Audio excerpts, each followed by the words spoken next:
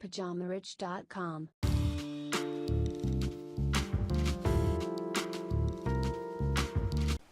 Bonjour à tous et bienvenue sur le nouveau podcast de Pyjama Riche TV, podcast qui t'est gracieusement offert par PajamaRich.com.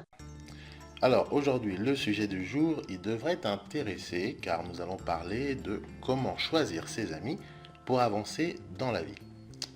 Donc les amis sont une partie importante de notre vie quotidienne.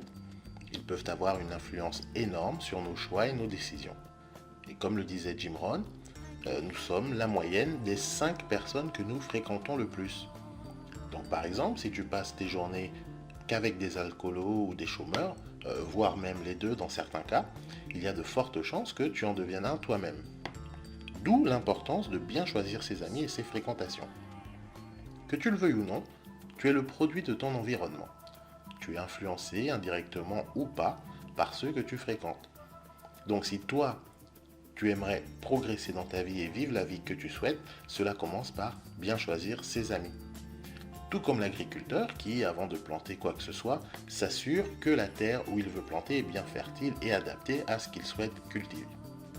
Alors je sais que c'est un sujet pas facile car beaucoup de gens mettent de l'émotion et oublient la raison. C'est pour ça que je vais bien t'expliquer pourquoi et comment faire pour choisir tes amis afin d'optimiser tes chances de succès. Car oui, le succès au fond, ce n'est qu'une multitude d'optimisations.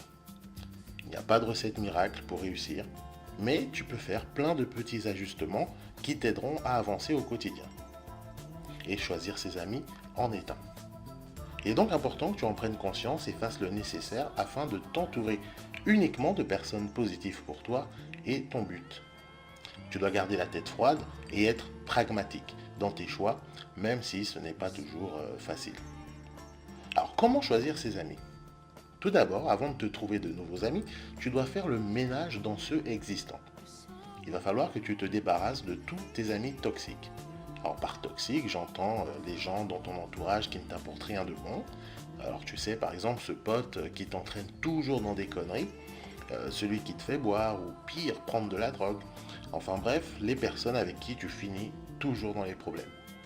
Alors le deuxième type de personnes que tu dois dégager, ce sont les personnes négatives. Elles aussi sont toxiques car la négativité est contagieuse. On connaît tous des gens qui ne font que se plaindre ou critiquer tout et n'importe quoi. Et lorsque par exemple toi tu as quelque chose de positif à partager, cette personne va te dire quelque chose du style oui mais. Et là il va te lister tout un paquet de points négatifs et du coup tu te mets à douter ou à déprimer. Tu la reconnais cette personne ? Alors si oui, eh bien tu devras dégager cette personne de ton entourage ou de ta liste d'amis. Alors pour finir, il y a aussi les bons à rien. Alors je sais, ils sont sympas et rigolos en général, mais bon, il faut bien avouer que ils sont bons à rien, ils ne servent pas à grand chose. Alors pour l'identifier celui-là, c'est facile. Souvent il est chômeur, ou alors il fait le même boulot de merde depuis des siècles et ne pense jamais à en changer ou même à progresser. Il se contente de peu, n'a pas de rêve ni d'ambition. Ah oui, j'allais oublier aussi, en général c'est un gros fumeur de ganja. Donc si tu le reconnais, alors désolé de te l'apprendre, mais lui aussi il va falloir que tu te sépares de lui. Alors maintenant, comment dégager les personnes toxiques de son entourage ?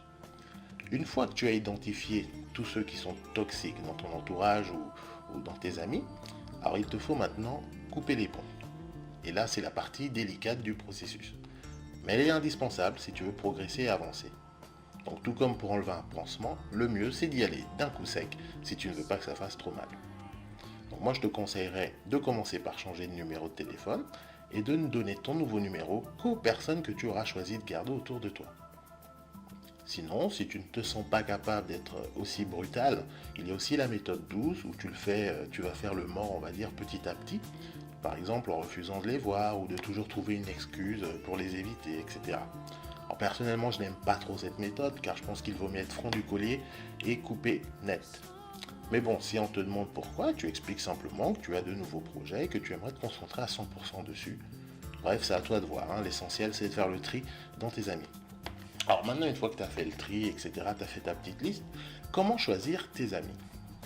Donc si après le tri, tu te retrouves sans amis, ce qui peut être le cas selon le style de vie que tu mènes, alors ne t'inquiète pas. Quelquefois, il est même préférable de repartir de zéro. Il va maintenant te falloir trouver des nouveaux amis ou connaissances, des personnes avec qui tu peux passer du temps, mais de façon productive. C'est-à-dire apprendre des choses, prendre des conseils et t'inspirer. Il y a une expression qui dit qu'il faut toujours être le plus intelligent de la salle.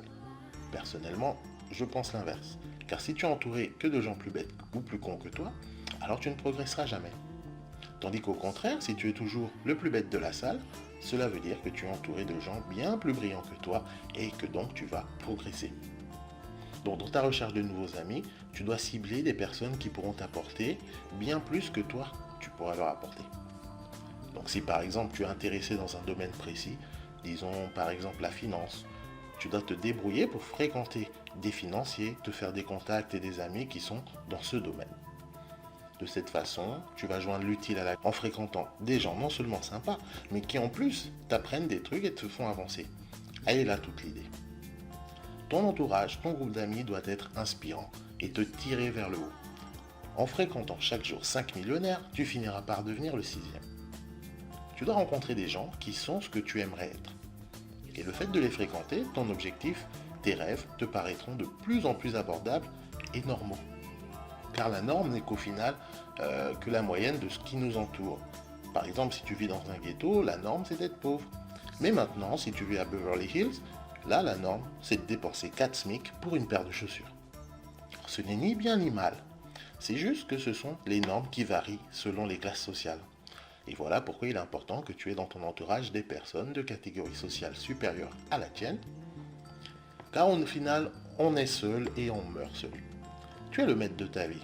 Ne laisse personne décider de ce que tu dois être. Fais tes choix. Et sache que la réussite passe aussi par des sacrifices et des décisions difficiles. Si tu ne te sens pas capable de faire le tri dans tes amis, dans ce cas, il est temps de revoir tes priorités. En tout cas, si ce podcast t'a plu, comme toujours, n'oublie pas de laisser un petit pouce bleu juste en dessous de cette vidéo.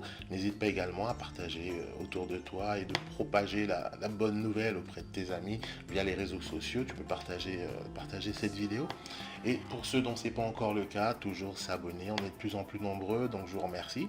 Mais c'est toujours ouvert, donc vous pouvez toujours vous abonner, c'est gratuit, donc il suffit de cliquer sur le petit bouton rouge s'abonner. Ça te permettra quoi? Ça te permettra de recevoir les notifications lorsqu'il y a de la nouveauté. Et cette fois-ci, tu n'auras plus à chercher la page Pyjama Riche TV car tu recevras les notifications, donc c'est moi qui viendrai à toi. Et comme toujours, donc là il y a Instacash qui est toujours disponible, dépêchez-vous parce que comme je l'ai expliqué la dernière fois, il y a Instagram qui est en train de faire des petits changements sur leur système, sur leur logiciel, etc.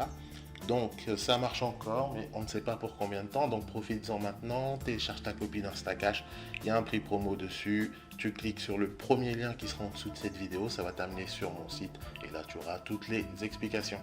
En tout cas, ce sera tout pour aujourd'hui, comme toujours, bon courage à toi, je te remercie de m'avoir écouté, rendez-vous au prochain podcast, allez salut!